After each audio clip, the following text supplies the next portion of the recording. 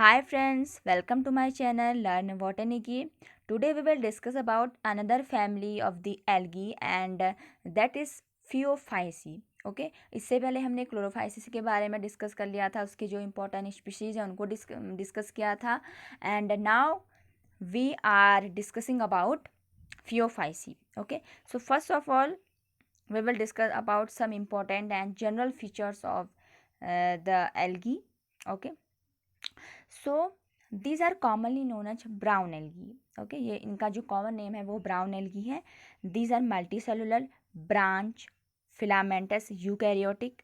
Okay, to massive and kelp means इनका जो ये जो एल्गी हैं वो बहुत ज़्यादा ग्रुप में प्रेजेंट होती हैं. मास इनका बहुत ज़्यादा है. ठीक है, इन्हें हम कैल्प भी बोलते हैं, नॉर्मली इन्हें कैल्प भी बोलते हैं. Okay, it include giant group of algae. इसमें जो एल्गी हैं वो बहुत बड़ी बड़ी साइज की होती हैं क्योंकि जितने भी सीज हैं उनके बेस से लेकर बॉटम तक भी ये फैली रहती हैं. इनका जो साइज होता है वो वेरी करता है 1 to 100 metre. Okay, for example laminaria इसका एग्जांपल है. एंड ये बहुत ही तेज़ी से ग्रो करती हैं. ओके, बहुत दूर दूर तक लार्जेस्ट एरिया तक और बहुत फास्ट ग्रो करती हैं. इन्हें हम कहते हैं सीवीड. सीवीड का मतलब है कि ये जो है ऐसी एल्गी हैं जो कि समुद्र में सी में ग्रो करती हैं. और इसका जो फैमिली है उसमें अप्रॉक्सीमेट 265 जेनेरा इंक्लूड हैं एंड 1500 to 2000 स्पीशीज इसमें रिकॉर्डेड है इसकी. एंड जो फ्रिश साइंटिस्ट थे जिनका हमने क्लासिफिकेशन पढ़ा था एल्गी के बारे में, तो उन्होंने इस फैमिली को 9 जो ऑर्डर्स हैं उनमें डिवाइड किया था.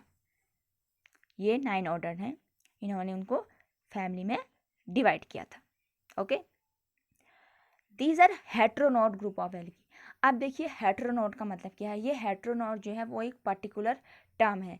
जैसे मैंने आपको पहले क्लेमाइडोमोनास के केस में भी बताया था कि उसमें जो ये जो फ्लैजिला होते हैं वो इक्वल साइज के होते हैं, तो उस कंडीशन को हम क्या कहते हैं, एक्रोनिमेटिक कंडीशन. ओके, वो एक पर्टिकुलर टर्म है जो कि फ्लैजिला के लिए दी गई थी. ओके, सो उसी तरीके से जो जो फियोफाइसी के जितने भी मेंबर्स हैं उनके लिए टर्म दी गई है हेट्रोनॉट ग्रुप ऑफ एल्गी. हेट्रोनॉट का मतलब क्या है कि इनका जो फ्लैजिला जो इनमें प्रेजेंट होता है, ओके थोड़ा ध्यान ध्यान दीजिए, इनका जो फ्लैजिला होता है वो अनइक्वल साइज का है. ठीक है, इसका साइज इक्वल नहीं है, एक बड़ा होगा तो एक छोटा होगा. इस वजह से इन्हें हम कहते हैं हेट्रोनॉट ग्रुप ऑफ एल्गी. सारी एल्गी इसमें इस तरीके की होती हैं. अब पढ़ते हैं हैबिट एंड हैबिटेट, यानी कि ये कहाँ ग्रो करती है, किस तरीके की इनकी हैबिटेट है. Mostly these are exclusively marine, यानी कि ये इनका जो हैबिटेट है वो है समुद्र में ही पाई जाती हैं. आपको कोई फ्रेश वाटर में नहीं मिलेंगी या फिर लेक्स पॉन्ड्स, वहाँ पर ये ग्रो नहीं करती हैं. And these are generally occurs in cold region. Okay, and including northern hemisphere. जहाँ पर भी ये कोल्ड वाला जितना भी एरिया है, रीजन है वहाँ पर ये ग्रो करती हैं. Okay, now cell wall and pigment. जैसे मैंने आपको पहले बताया था, हर केस में अभी तक हमने जितने भी केस पढ़े हैं लगभग उसमें 2 लेयर्ड सेल वॉल पढ़ी है. तो इसमें भी जो सेल वॉल है that is 2 layered and made up of cellulose and alginic acid. But inner layer is made up of cellulose and outer layer is made up of alginic acid. Okay, और ये भी एक important point है कि इसकी जो outer layer है जो कि एल्जिनिक एसिड से बनी है वो कैसी होती है, गमी, यानी कि थोड़ा चिपचिपी सी होती है, स्टिकी कह सकते हैं उसे हम. ठीक है, जब वो वेट होती है तब वो स्टिकी होती है, चिपचिपी होती है, गमी सी होती है. बट जैसे जैसे वो ड्राई होती है तो वो क्या हो जाती है, हार्ड हो जाती है.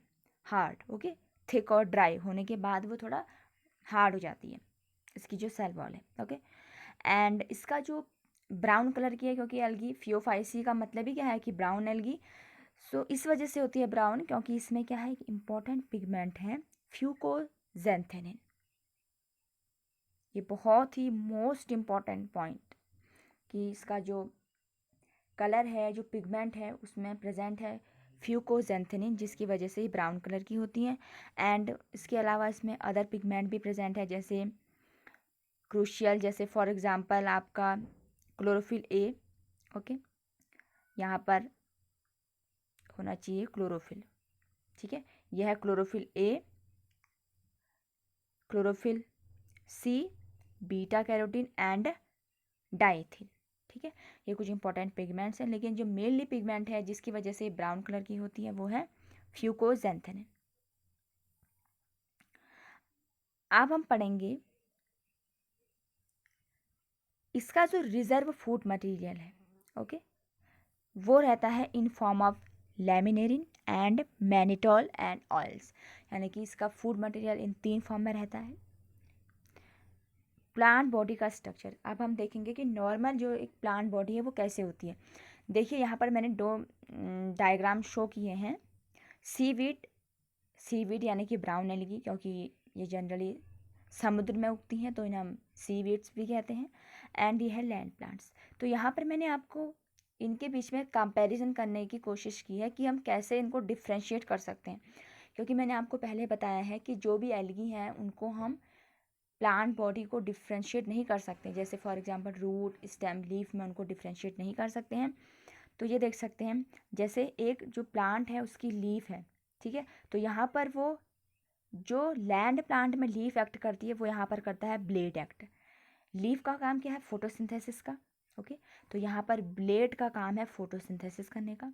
ओके, स्टेम, स्टेम का क्या काम है? ट्रांसपोर्ट करने का काम है।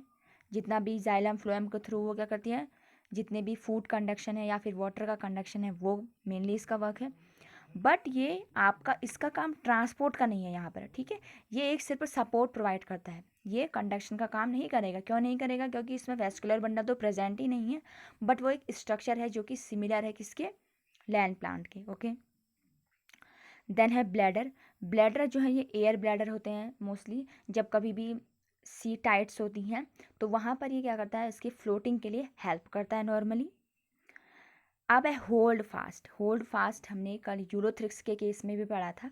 तो यहाँ पर यूलोथ्रिक्स के केस में क्या था कि अटैचमेंट था बेस से, वैसे ही होल्ड फास्ट यहाँ पर भी क्या करता है, सबस्ट्रेटम से अटैचमेंट के काम आता है।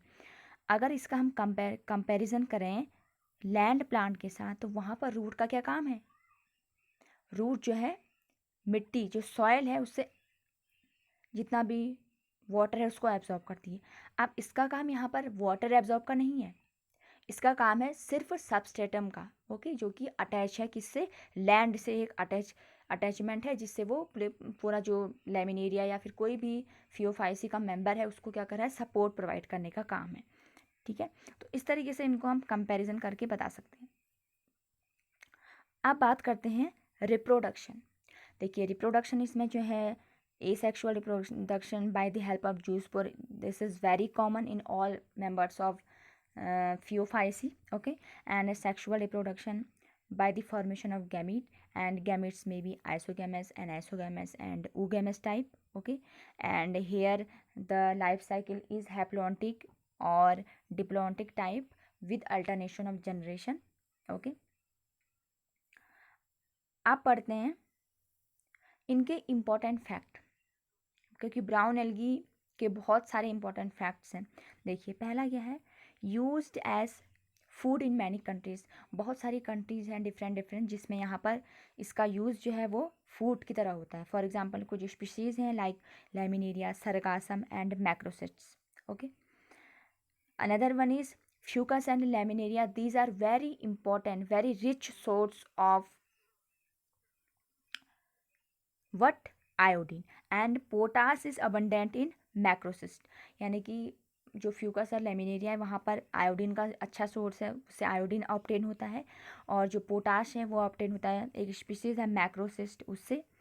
एंड जैसे मैंने आपको बताया था कि इसकी सेल वॉल है वो एल्जेनिक एसिड की बनी होती है, तो उसका यूज़ करते हैं to provide smooth consistency for ice cream, toothpaste, cosmetics, shampoos and creams. उसको ये स्मूथ जो कंसिस्टेंसी है वो प्रोवाइड करने के लिए यूज़ होता है।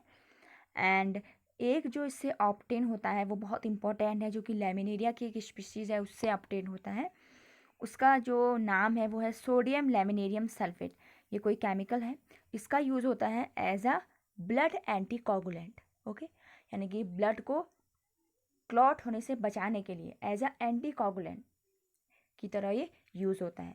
ओके, सो ये कुछ इम्पोर्टेंट फैक्ट्स थे और कुछ जनरल फीचर थे मेंबर और फियोफाइसी के जो जनरल फीचर्स हैं वो मैंने इसमें डिस्कस करे, और साथ ही हमने पढ़ा कि कुछ क्या इंपॉर्टेंट फैक्ट हैं, बहुत इंटरेस्टिंग फैक्ट हैं ये।